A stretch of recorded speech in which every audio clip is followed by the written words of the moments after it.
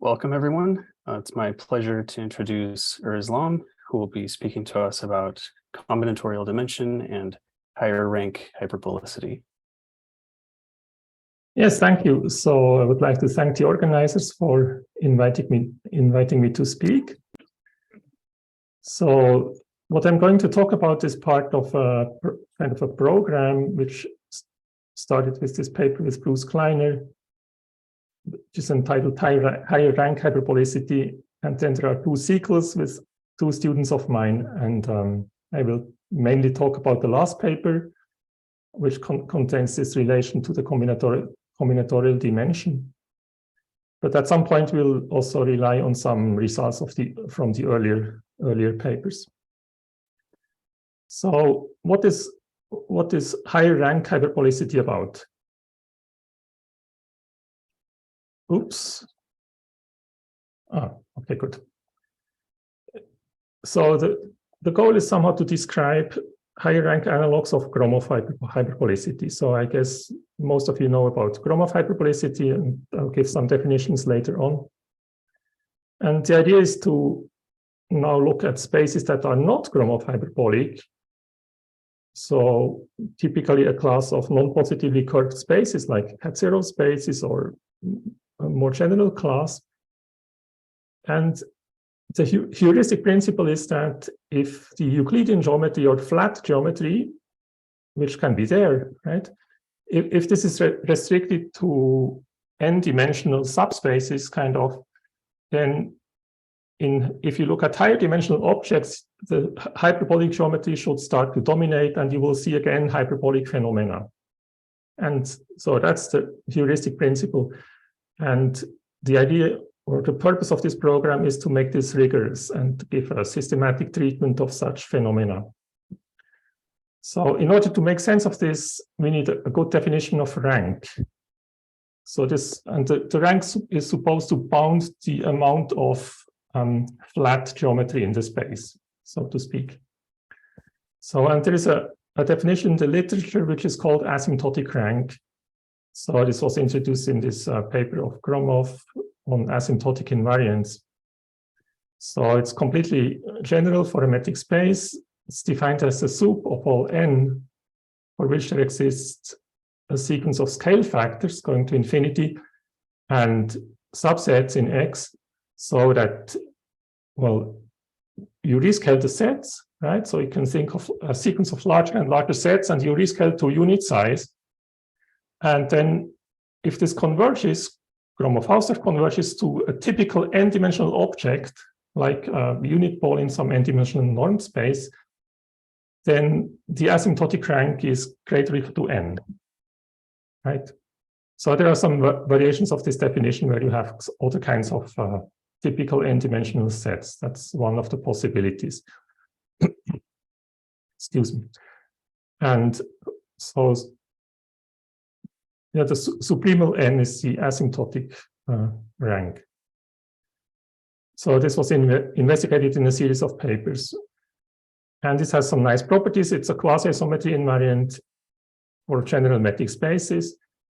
And now if we look at a class of non-positively curved spaces like cat-zero spaces, or there's a much more general notion, namely the existence of a conical geodesic bicombine. So for every pair of points, you choose a geodesic connecting the 2 points. So it's a minimizing geodesic reparameterized on 0, 1 at constant speed. And you impose this convexity condition here, right? So this will in particular be satisfied in non-positively curved spaces. But it's also satisfied in norm spaces where you have non-unique geodesics. Then you can take the linear geodesics and you still have this property here. So it's a kind of weak non-positive curvature condition, which is even satisfied in some spaces where geodesics are non-unique, right?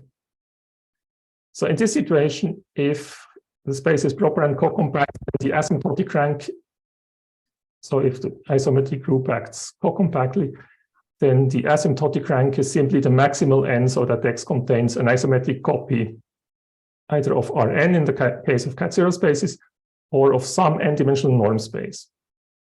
So that's maybe easier to remember, right? Asymptotic rank is really a bound on the flat geometry, so to speak. Now here is a sample result about higher rank hyperbolicity, just to give you some idea of what this is about. So first we look at quasi-symmetric embeddings. Here is again the definition. A map between metric spaces is a lambda C quasi-symmetric embedding if these inequalities hold. So on large scales, it's a bi-Lipschitz map, right? And on small scales, you have no control. And then we say that a metric space has a slim simplex property, SSN, if for all lambda and C, there exists a D. Now we look at the Euclidean n+1 simplex and a map defined on the boundary of this simplex into X, so that the restriction to every facet is a lambda C quasi-symmetric embedding. Right? So you have like a piecewise lambda C quasi-symmetric embedding into the space. And then we say that the space has a slim simplex property if the image of every facet is within distance D of the union of the images of the other ones. In that case, well, in that sense, it's kind of a almost collapsed simplex, right? And that's a precise or generalization of a property for Gromov hyperbolic spaces, right? Every geodesic Gromov hyperbolic space, well, first of all, it has asymptotic rank at most n, 1, and satisfies this slim simplex condition for n equal to 1. Namely, in this case, delta is simply a triangle, and then you have quasi-symmetric embeddings of the sides of this triangle, so it's a quasi-geodesic triangle. And if you replace quasi-geodesics by geodesics, then it's a geodesic triangle, and then it's a definition of Gromov hyperbolicity. But there's also this fact that quasi-geodesics are close to geodesics by so-called Morse lemma. And so also quasi-geodesic triangles in X are slim. And here is the theorem. So if you have a proper metric space with a conical geodesic bicombing, so we have this weak non-positive curvature condition, then the asymptotic rank is at most n, if and only if X has a slim simplex property SSN with some constant of this form. So, yeah, that's one of the results. That's in the paper. In this form, it's in the paper with Tommaso Goldfish. But it heavily relies on a paper on a result in the first paper with Bruce. So that was just to give you an idea of this program of higher rank hyperbolicity. But now I will essentially start from scratch. And Urs, can I ask a quick question? Yes. Capital D prime here, was this coming from the geodesic bicombings, or what is capital D prime? So the constant. The constant D is the. No, I'm just saying the constant D is of this form. It's 1 plus C times a constant depending only on n and lambda. Gotcha. So that's what I mean. Yeah. Thanks. It's just a special form. So the point is that, well, for the forward implication, it doesn't matter. But if you want to prove the backward implication, then we need to know that the constant kind of linearly depends on this parameter C. So for the backward implication, we use this special form of the constant. But that's it's a technical detail. Okay. Yeah. So now I will essentially start from scratch, and so we'll go to this combinatorial point, and I would like to remind you of injective metric spaces. So a metric space is injective if every one Lipschitz map defined on a subset of a metric space B, subset A, the metric space B has a one Lipschitz extension to B into X. So it's like an optimal extension property. So that's exactly an injective object in the category of metric spaces with one Lipschitz maps as morphisms. So that's where the terminology comes from. And examples are the real line. That's a very important basic fact in geometric measure theory. So real valued Lipschitz functions can always be extended with the same constant. Of course, you can also scale, and then it also holds for lambda and lambda, right? And as a consequence of this, it's also, well, all L infinity spaces are injective, also complete trees, most general kind of R trees are injective. You can take L infinity products of injective metric spaces, and there are many more. So it's a rich class of spaces. And there's this classical result. Injective is the same as being hyperconvex. And this means that if you have a family of closed poles, so that the sum of the radii of two of them is greatly equal to the distance of the centers for every such pair, then the entire family has non-empty intersection. So that's in this old paper by Aronstein and Panish-Pakti. They introduce this terminology of hyperconvexity. And as a consequence of this, closed poles in an injective metric space, or also intersections, non-empty intersections of closed poles in an injective metric space are again injective. And now there's a relation to this weak notion of non-positive curvature. So we can easily show that every injective metric space has a conical geodesic bicombing. So we have this weak convexity condition for a distinguished family of geodesics. And this has moreover the property that the geodesics are reversible. So this condition here holds, and it's equivariant, so compatible with isometries. And also, there's an analog of a result which is known for cat-zero spaces. So if you have a group of isometries with bounded orbits, then this group has a non-empty fixed point set. And the fixed point set is again injective. So that's a precise analog of a corresponding result for cat-zero spaces. So in this sense, these injective metric spaces, they share some properties with spaces of non-positive curvature. And that's somehow why I'm so much interested in them. And there are plenty of injective metric spaces. So there is this famous, amazing fact that every metric space has an injective hull, right? Which is due to Isbell from the 1960s, and then it was rediscovered 20 years later by Dress. So this means that, well, EX is an injective metric space, and there's an isometric embedding of X into EX. And it's smallest in the sense, well, there's this universal property, every isometric embedding of X into some injective metric space Y factors through EX. Right? In that sense, it's kind of the smallest smallest injective metric space containing an isometric copy of X.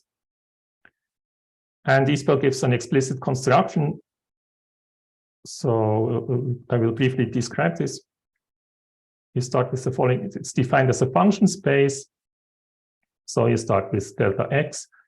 These are all, if you want, super additive functions. So functions satisfying this inequality. And then you look at the natural partial order on this set, and you simply take the minimal elements. Turns out this set of functions can also be described in the following way, in this way here. And then you put the following metric on EX. So it's just a sup distance between two of these functions. So in fact, so unless the space is itself bounded, these functions, which are called extremal functions in the terminology of Isbell, these functions are not bounded, but the difference of two of them turns out to be bounded. So this gives a finite metric. And the embedding is simply the map that sends x to the distance function to x, right?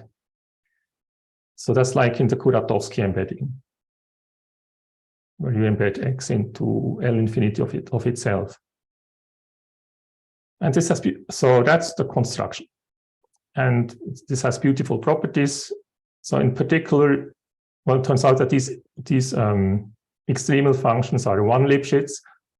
And so as a simple consequence of Ascoli, if x is compact, then also Ex is compact. And moreover, it's continuous in the Gromov-Hausdorff distance, even 2 Lipschitz. 2 is optimal. So this injective Hull operator is 2 Lipschitz with respect to the Gromov-Hausdorff distance. And if x is finite, then Ex is a finite polyhedral complex of dimension at most 1/2 the number of points in X. And on the cells of this complex, you have L infinity metrics.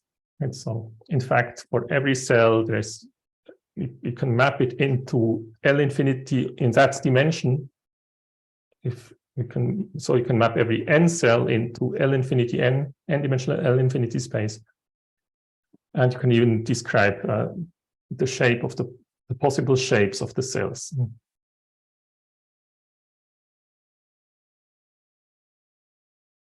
So now I would like to start from the following observation. So for a metric space, the following are equivalent. X embeds isometrically into a tree. And here again, tree means R3. So just a geodesic metric space, so that every geodesic triangle is a tripod, most general kind of tree.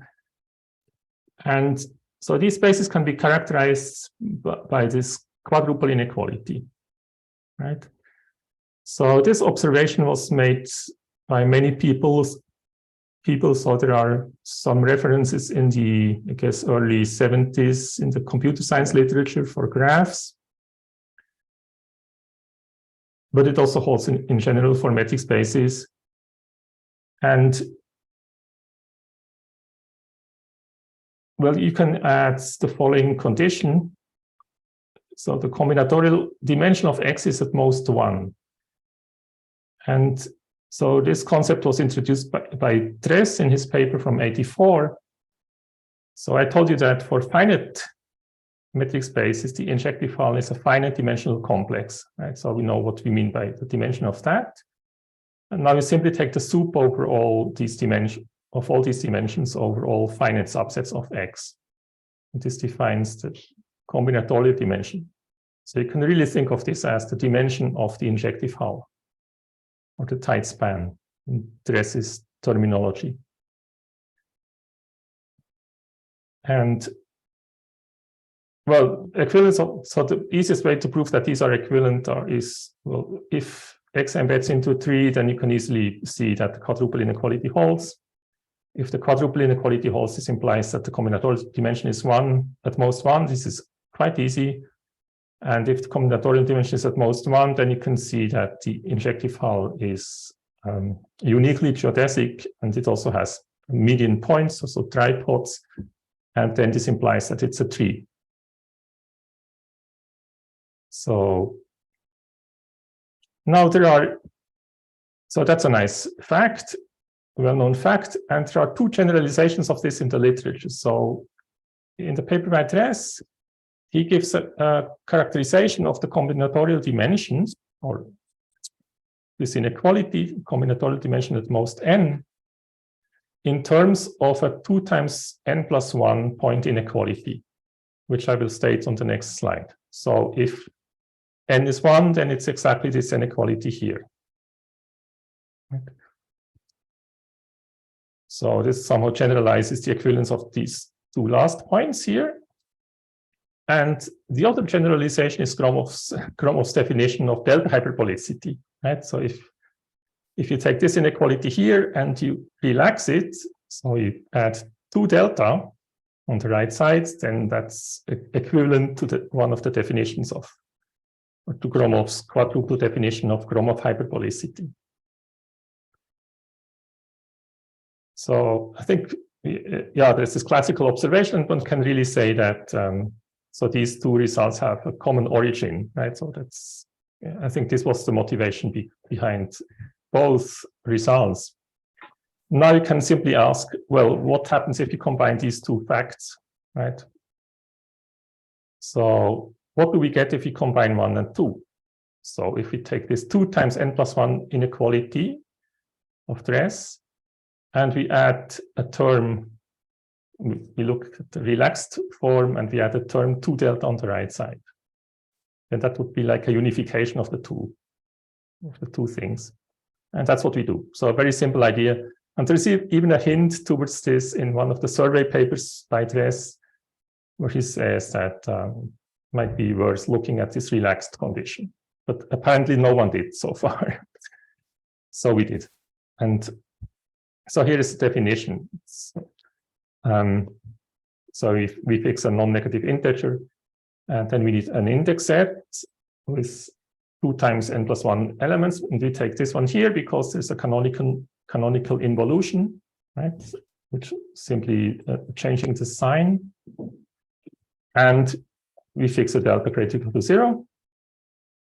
So then we call a metric space n, delta hyperbolic if for every family indexed by this set I, so with 2 times n+1 points, there exists a permutation alpha which is distinct from this canonical involution minus identity of the index set, so that this inequality holds. So here is a sum of certain distances. Here is a sum of certain other distances, right? So here, this sum here would exactly correspond to minus identity.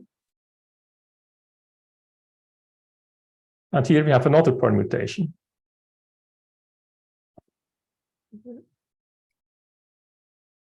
So, well, that's the definition. And so if delta is 0, then that's exactly the inequality stated by Dress. So x is n0 hyperbolic, that's just our terminology, if and only if the combinatorial dimension is at most n. So that is Dress's result.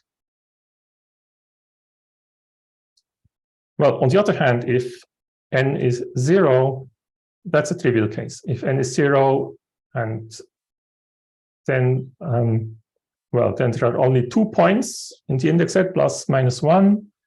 And then the only permutation different from minus identity is the identity, right? So here on the right side, the sum is 0. And here we have 2 terms, namely x1, x minus 1, and x minus 1, x1. So both the terms appear 2 times, right? And so this simply tells you that x is 0 delta hyperbolic if the diameter is at most delta. And now if n is equal to 1, then this inequality is kind of an inefficient reformulation of Gromov's definition of delta hyperbolicity. So if n is equal to 1, then there are 4 points in the index set, right? Plus minus 1, plus minus 2, 4-element set.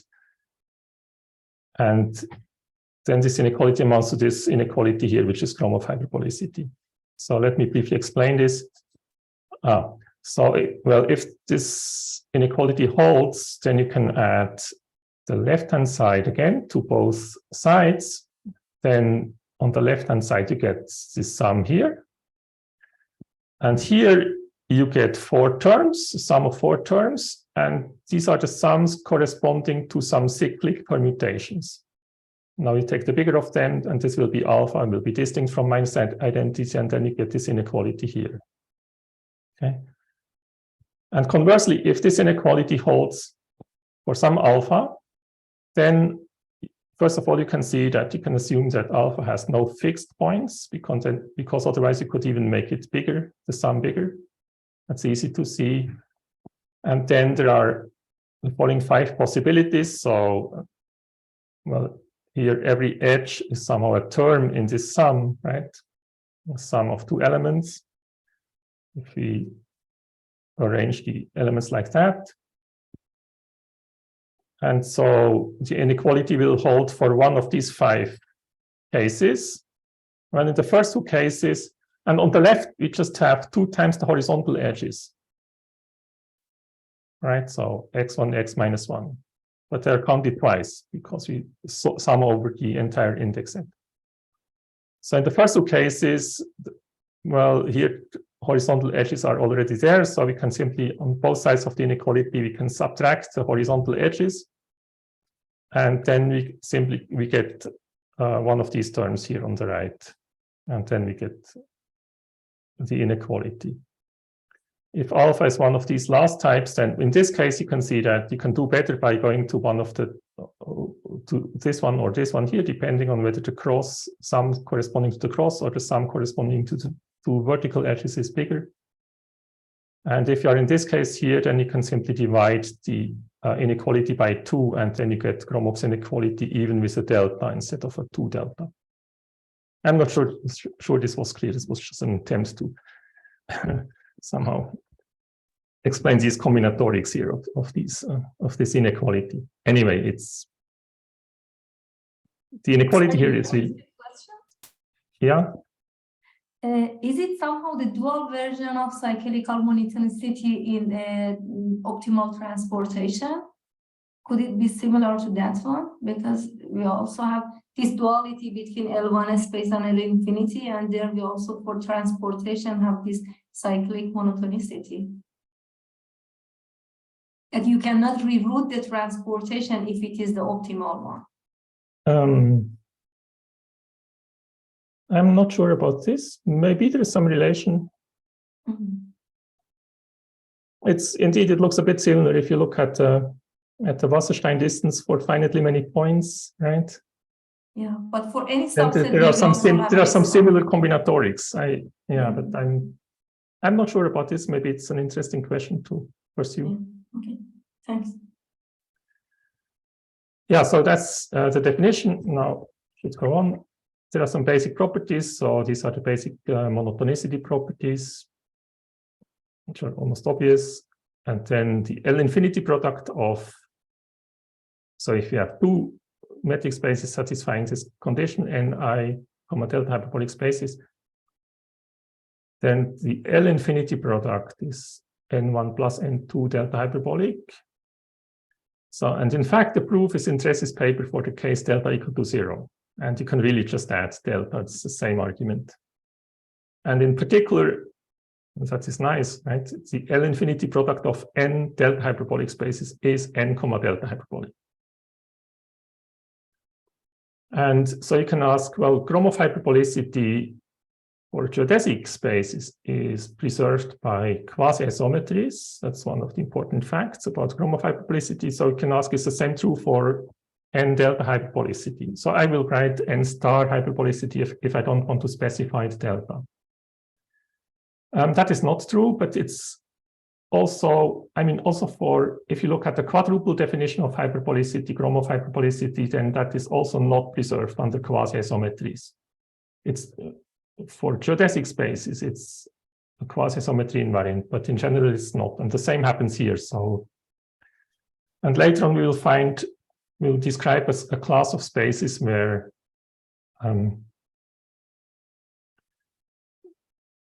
it is quasi-isometry invariant. So, but in any case, N star hyperbolicity is preserved under rough isometries. So this means we have some additive error of C, 1 comma C quasi-isometries. There's this fact about norm spaces, but that is just a fact about combinatorial dimension. Maybe we can skip. The asymptotic rank is at most N for every N delta hyperbolic space.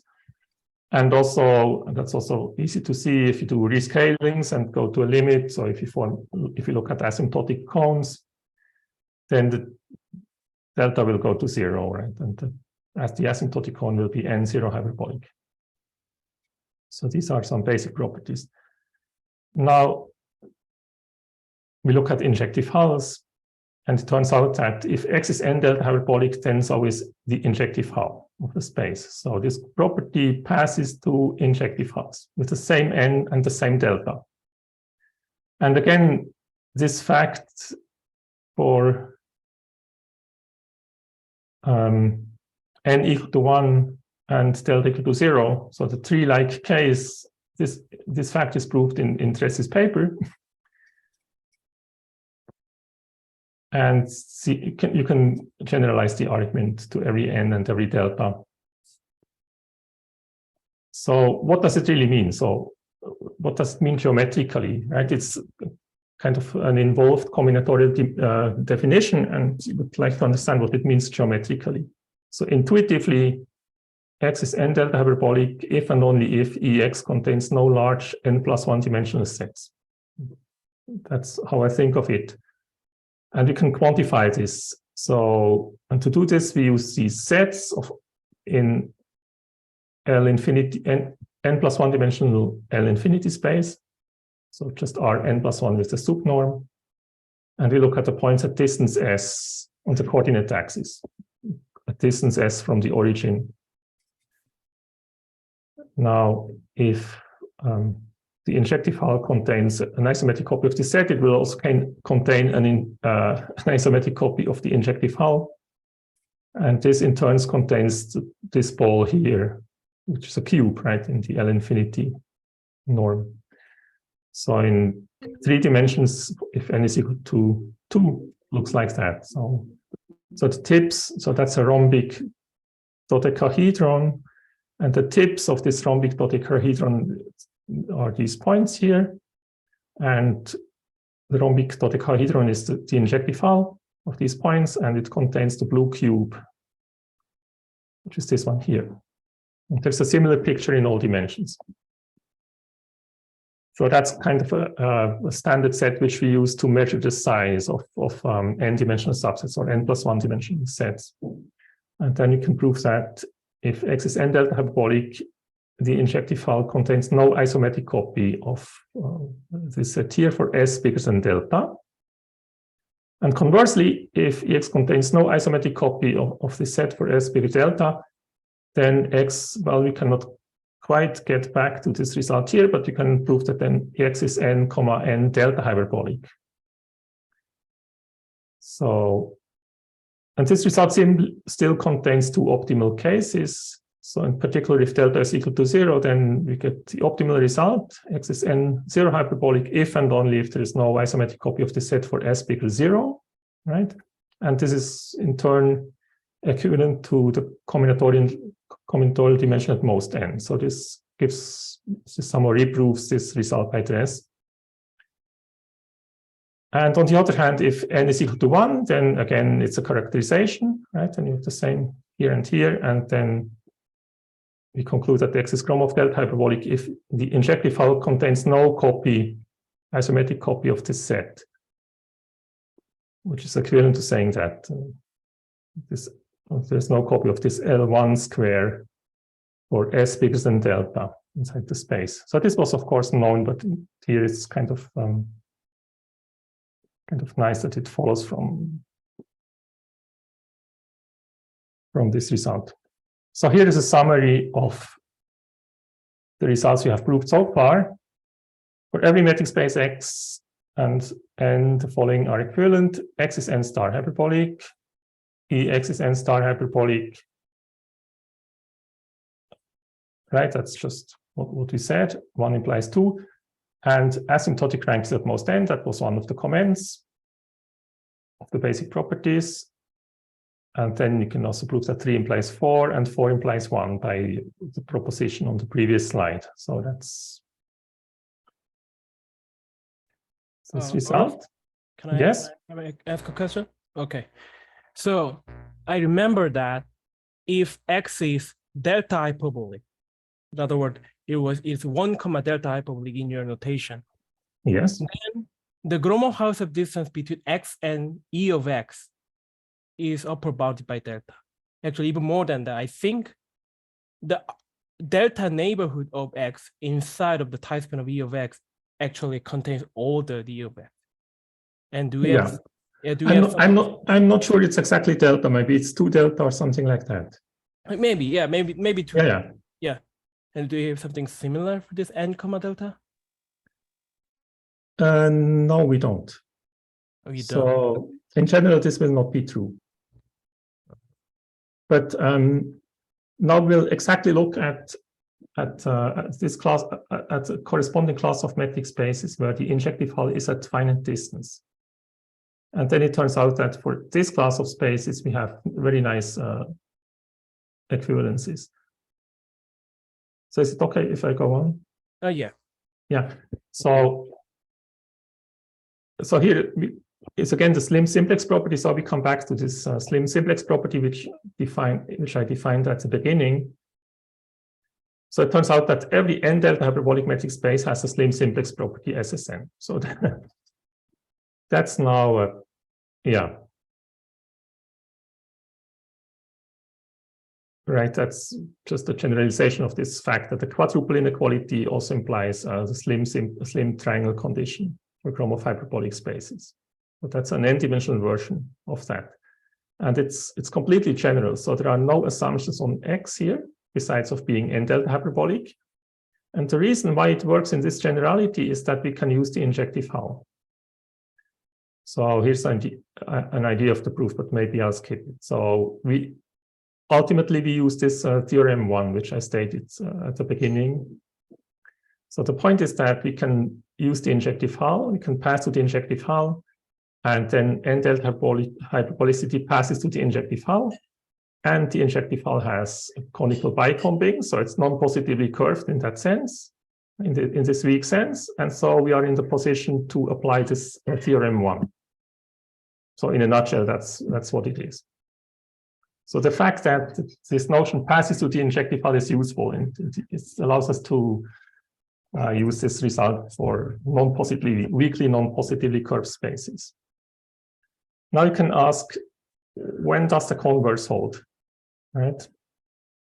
So does the slim simplex property imply n delta hyperbolicity? And this turns out to hold for this class of coarsely injective spaces. So here is a proposition. For a metric space, the following are equivalent. X is coarsely injective. So here it's kind of similar to being injective, but now for the extension of the function of the map, you have an additive error of C. So 1, C Lipschitz means you have a term plus C on the right side in the definition of 1 Lipschitz. Right? So like one of the inequalities in 1, C quasi-symmetric embedding. So that's what they call coarsely injective. That's the same as being coarsely hyperconvex. So again, if you have a family of pairs and or a family of poles satisfying this condition here, then you need to enlarge the radii a little bit by an additive error. Add plus C to the radius, and then the family of poles will intersect. That's what I call coarsely hyperconvex. It's equivalent to EX being within finite distance from EX, from the image of the embedding, right? And it's also equivalent to saying that X is roughly isometric, so which means 1, C quasi-symmetric embedding to an injective metric space. So that's a good thing, right? So being coarsely injective is really the same as being coarsely an injective metric space, if you want. So it turns out that all these 4 properties are equivalent. And so the equivalence of 2 and 3 was observed in this paper, in the paper on Helly groups by these authors. That's a recent preprint.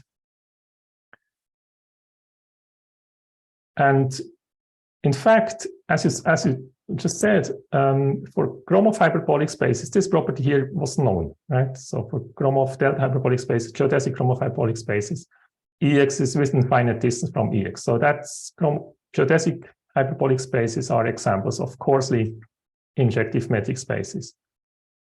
And in fact, these properties, so 1, 2, and 3 were proved individually in 3 different papers. So the first property was even in a paper of myself, and I had almost forgotten about that. And yeah, so there were individual proofs of these properties, but that's the fact that these are actually equivalent was only noticed recently. That's a kind of a funny, we overlooked this result for some time. but it's really a good class of spaces, which I like very much, start to like better and better. So it turns out for this class of spaces, everything turns out to be very nice. So for a coarsely injective metric space, X is n star hyperbolic if and only if X satisfies a slim simplex property, if and only if the asymptotic rank is at most n. And then there is another condition. And in particular, because, for example, the slim simplex property or also the asymptotic rank are quasi-isometry invariant, turns out that n star hyperbolicity is a quasi-isometry invariant for coarsely injective metric spaces. Let's keep the proof. My time's up, essentially. So there are some, yeah, so that's essentially what we know about at this point about this notion. But there are also some connections to recent developments in geometric group theory. So for example, there is this class of Helly groups. So there's already a series of papers. So there's this paper by Chalopin, Chepoy, Genevois, Hirai, Osaida from 20. So this is a paper called Helly groups, where this is introduced, and then there are papers where it is shown that certain classes of groups like Artin groups and Garside groups satisfy this property. So Helly graphs are again defined in terms of a ball intersection property, and that's a class of graphs which has been studied for some time in geometric graph theory. So you look at the locally finite graph, this vertex set V, just look at the vertex set as a discrete metric space. It's the net canonical integer valued metric. And it's called a Helly graph if every family of pairwise intersecting balls has non-empty intersection. So then you can prove that V is coarsely injective, so the injective hull is infinite distance of the graph. And also, because the graph is locally finite, you can prove that the injective hull is a proper metric space. So bounded closed subsets are compact. And now they define a Helly group as a group acting geometrically, so properly and co-compactly on some Helly graph. And then it will also act on the injective hull, which is in finite distance. Right? So that's a good class of groups, and it turns out, well, in particular, all hyperbolic groups are Helly, but it's a vast class of groups. So there are these papers showing that many classes of groups are Helly groups. And now we can combine this. So we have this result for coarsely injective metric spaces. And well, here it's even injective. So suppose you have a group acting geometrically on a proper injective metric space, for example, a Helly group. Then it turns out that the asymptotic rank is finite. The group itself will be quasi-symmetric to the space it acts on. And yeah, so then this number, there's this list of properties here. So that's a connection to Helly groups. So in particular, every Helly group acts on an n-star hyperbolic metric space, geometrically on an n-star hyperbolic space for n equal to the asymptotic rank. Another connection, and then I will stop. Another connection is to the class of hierarchically hyperbolic spaces and groups.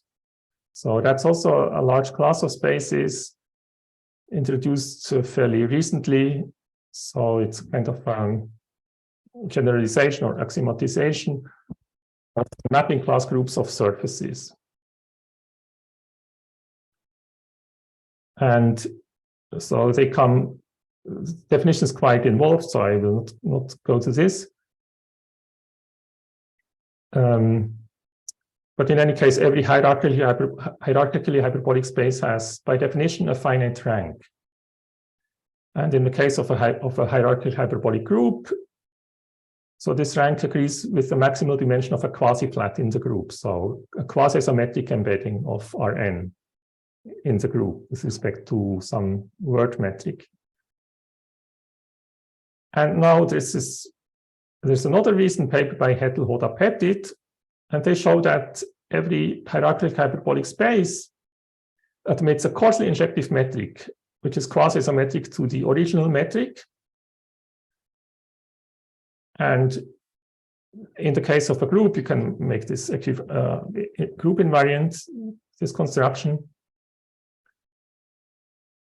And so we can again combine this fact now with our result for coarsely injective spaces. So particularly if we have a hierarchically hyperbolic group of rank nu, then we can put such a metric, coarsely injective metric, and then you can conclude that this rank in the definition of the group is equal to the asymptotic rank. And this is also the minimal integer, so that G is nu, star hyperbolic. So again, in this case, the group acts on a nu star hyperbolic metric space. And there are more results. So to conclude, so this notion of n delta hyperbolicity, well, it certainly has an L infinity flavor, right? But it turns out that for this class of coarsely injective metric spaces, it works very well. So there is this equivalence to the slim simplex property and to the asymptotic rank.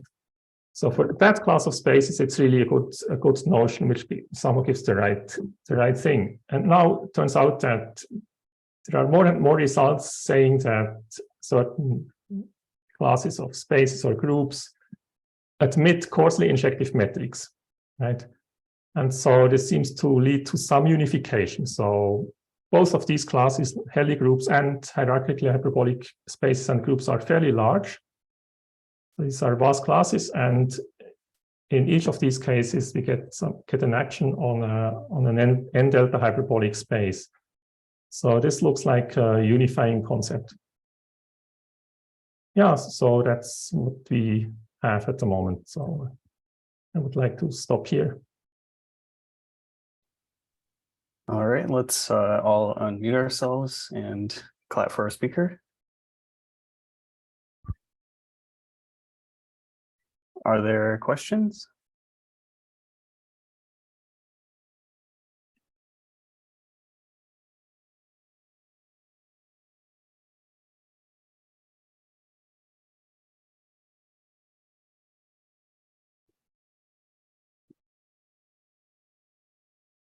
I have one more slide I could show to you if you are interested in. So if you look for a good definition of n delta hyperbolicity, then the first class of spaces you start to think of are symmetric spaces of non-compact type and rank n. So these are kind of the model spaces of rank n spaces, right? Riemannian symmetric spaces of rank n. So you can ask, well, is such a space n delta hyperbolic according to this definition here? Well, it's not, right? Because such a space contains Euclidean flats, and Euclidean flats are not n delta hyperbolic. You need to put the L infinity metric on the flat so that it's n delta hyperbolic by this result on norm spaces. But luckily, well, of course, if the rank is 1, then it's fine. So symmetric spaces of non-compact type and rank 1 are Gromov hyperbolic, and hence 1 star hyperbolic in our terminology. But now, luckily, there is a paper by Hettel again, and he shows that all classical irreducible symmetric spaces of non-compact type, except those of type SL. So these are kind of exceptional. On all other classically irreducible symmetric spaces, you can put a coarsely injective and invariant G-invariant Finsler metric, so that it restricts to an L infinity matrix on the maximal flats. So again, you can put a coarsely injective metric on such spaces, and then we are in the position to apply our result for coarsely injective spaces. So if you put such a metric, then indeed X row is again n star hyperbolic with the optimal n, right? We start with a space of rank n, and then it's n star hyperbolic. So for this class of spaces, it works.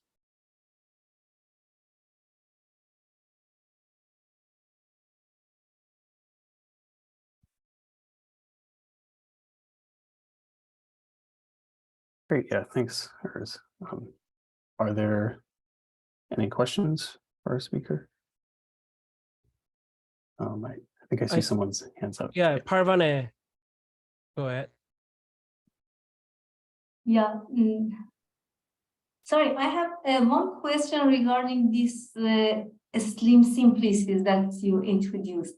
As you mentioned in the paper about this Helly property in the graph, they just use this 4-point hyperbolicity to obtain the core for any collection of the points in their network. So it is like we have a graph, it satisfies this δ-hyperbolicity condition, Gromov δ-hyperbolicity for a quadruple of points.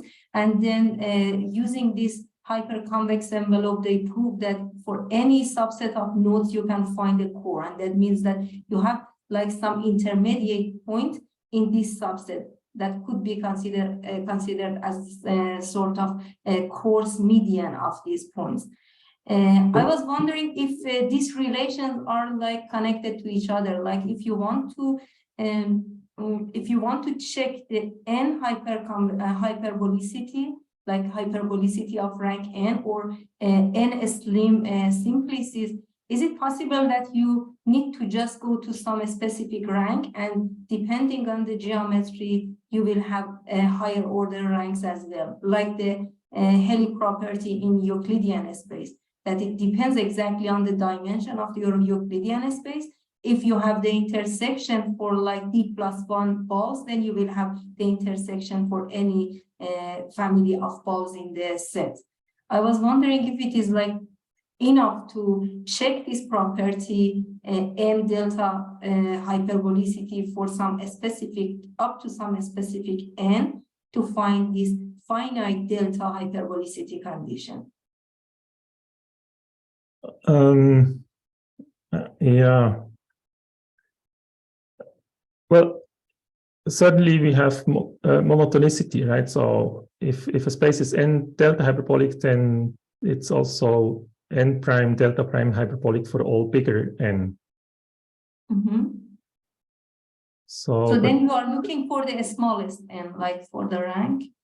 Yes. So you are interested in finding, of course, you are interested in finding the smallest n, right? Yeah. I'm not sure I can answer your question. So there are some automatic improvements. So for example, if you have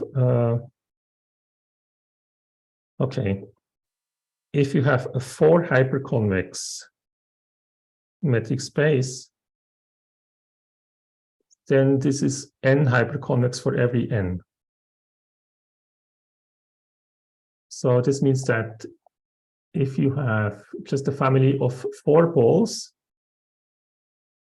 and you have this condition that the sum of 2 of the radii is greater to the distance. So in the case of a geodesic metric space, it simply means that the balls intersect pairwise. Okay. Yeah. But if this property holds for every collection of 4 balls, then the space is called 4 hyperconvex. Okay. Yeah. And if it holds for every collection of n balls, then the space is called n hyperconvex. So that's a notion which is already also contained in this paper by Aronstan and Panish Bhakti from the 50s.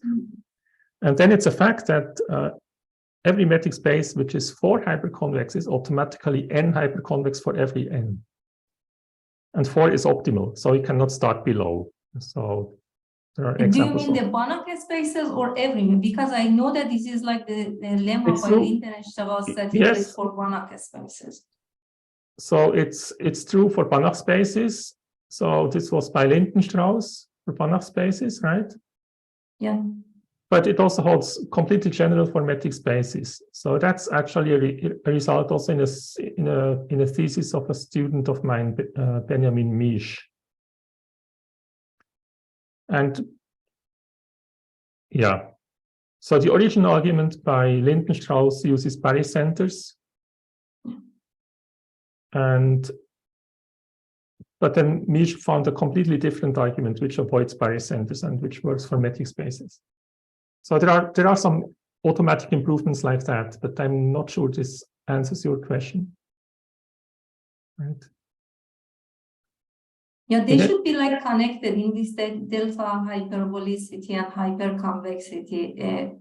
This is like instead of taking multiplicative error, you take the additive error. Additive error, yes. Yeah. Yes. So then it should be like similar. Is it possible to say that we just need to check up to some n for every metric space to say if it is like for any other and it is n delta hyperbolic?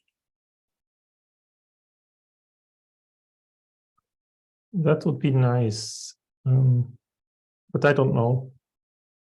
Yeah, I don't know. Yeah, thanks. All right, well, I'm going to stop the recording here.